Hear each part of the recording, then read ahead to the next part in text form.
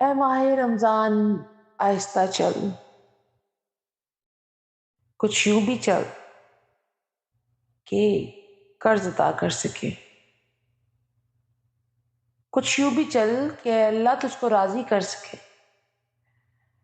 اور اپنے خطاؤں کے، گناہوں کے ڈھیروں کو بخشوا سکے۔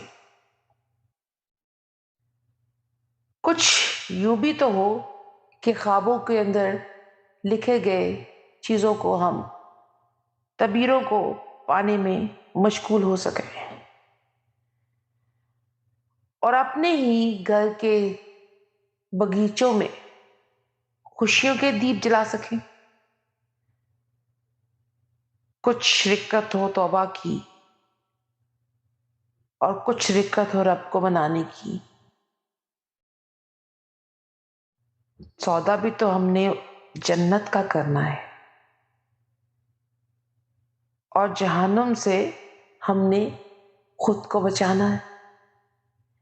تو پھر ماہ رمضان آہستہ چل،